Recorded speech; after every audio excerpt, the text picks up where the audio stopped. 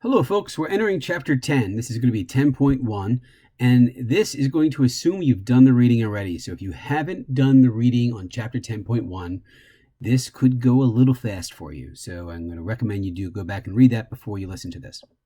The scenario that I have in front of you is, the question is, are you born a leader?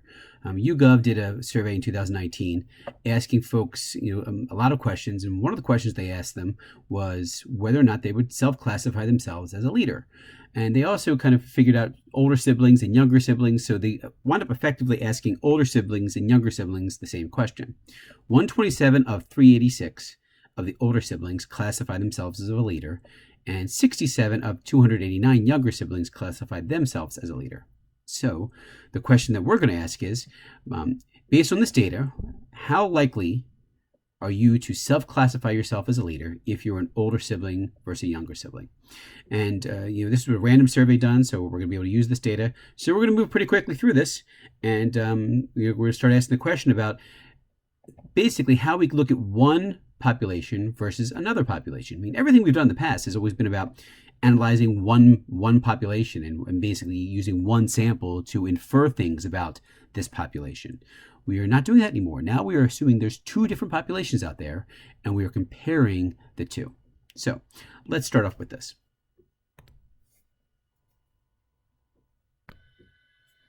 This here is the proportions that we don't know. These are the true proportions that we actually don't know. We can't figure these out. We can just estimate them.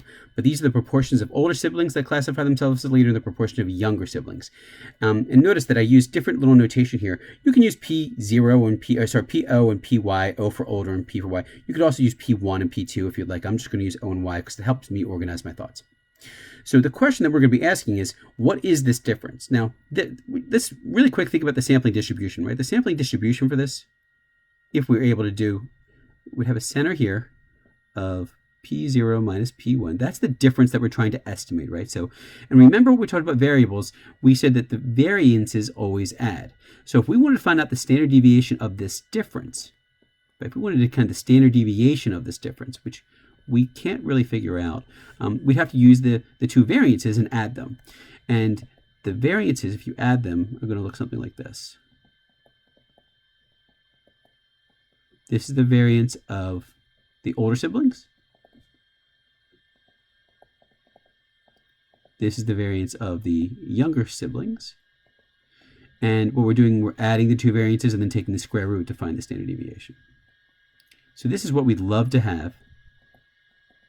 And this is what the sampling distribution would look like if we had it. Of course, we don't know P sub 0, P sub O. We don't know P sub Y, so we don't really know this, but theoretically, this is what it would be if we could see the sampling distribution. What we have is we have some samples, right? We have samples, and the samples that we have are, P hat, so we're going to use P hats instead. So this here is our best estimate of the P hat O and P hat Y, based on the sample that we have. We don't have any better sample. So all we have is this 0.329 and this 0.2318. So if we wanted to say what's the best estimate that we have of how much more likely an older sibling is than a younger sibling is to classify themselves as leaders, we would subtract this. And we get something like this, which is about 9.7%. And that's our point estimate. Now, do we think it's actually 9.7%? Of course not. But it is our best estimate, is our point estimate. And what we learned about point estimates is that they're great because they're the only data we have, but it's nice to kind of give a range of plausible values, right? And that's what we're going to be doing here. We're going to be creating a confidence interval to come up with a range of plausible values. So now let's talk about, using this data and creating, we'll go quickly through the four-step process and quickly create a confidence interval so we can have some kind of range of plausible values, not just this one 9.7% point estimate. Okay, folks, so I jumped forward a little bit because I don't want to waste all this time with you watching me write. So to state, the first thing that we want to do is to state what we're going to do is we're going to be constructing a 95% confidence interval to estimate the true difference, right? Where the true difference in older and younger siblings self-classification as a leader. Remember, we know the sample difference. The sample difference is 9.7%, but we're trying to estimate the true difference in the actual population proportions between older and younger siblings. So we're going to construct this 95% confidence interval to do so. In order for us to do this, we have to check conditions. The conditions are the same like we used to do, except for now we kind of have to do it twice.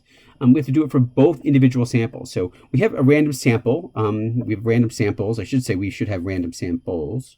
We have random samples. So we have random samples. 386 and 289 are each less than 10% of their total populations. There's far more than 3,860 older siblings and far more than 2,890 younger siblings in America. And then the numbers of successes and failures, that's like the NP and the N times 1 minus P. We have to do it twice. We have to do it once for the older siblings and once for the younger siblings. So we have to check all of those four numbers are greater than or equal to 10 in order for us to use the normal model. So once we have that, we can then proceed and we can start using this wonderful Z model that we love so dearly. So now for the do step, we know the typical do step has always been to have our confidence intervals, the point estimate plus or minus the critical value times some standard error. The point estimate we already talked about, right? It's the p hats that we had. And this consists of making sure it's older minus younger.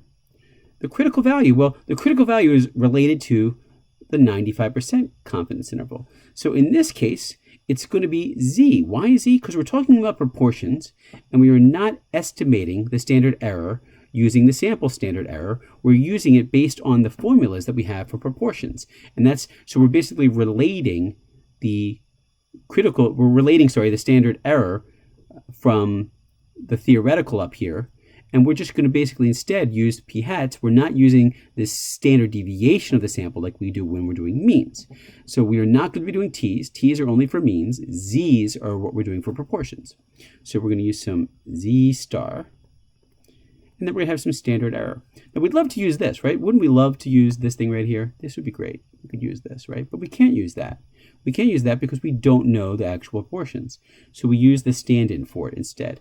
And what we use instead, n sub 0 is the the sample size of our older siblings. N sub y is the sample size of our younger siblings. So we can fill in some numbers, I guess, pretty quickly. So that's our actual confidence interval.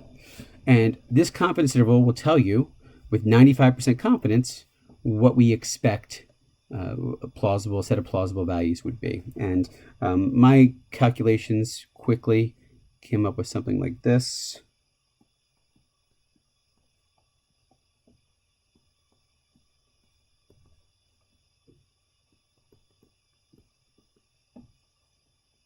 And that means that with 95% confidence, based on the sample, we basically believe that the true proportion lies between, call it 3 and 16.5%.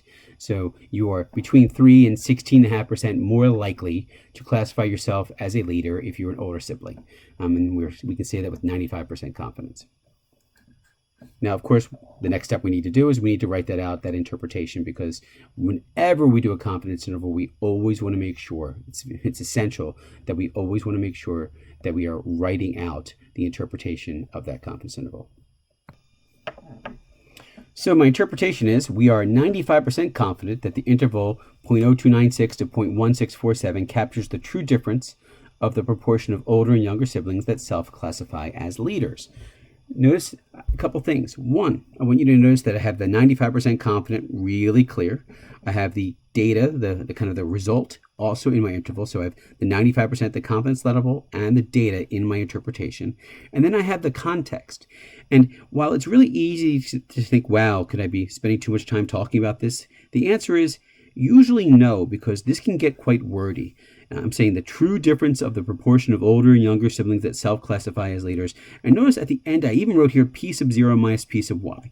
Why did I do that? Because I want to be very clear to the reader that this proportion, 3 to 16.5, is older minus younger, right? I want to be clear as day that it's not younger minus older in my interpretation. When you get to doing two samples, you can sometimes kind of get mixed up which way is which. Is it older minus younger, younger minus older? So be very, very clear in all your interpretations. That's why you'll see that when we did the interval here with the point estimate, we had it in the right order.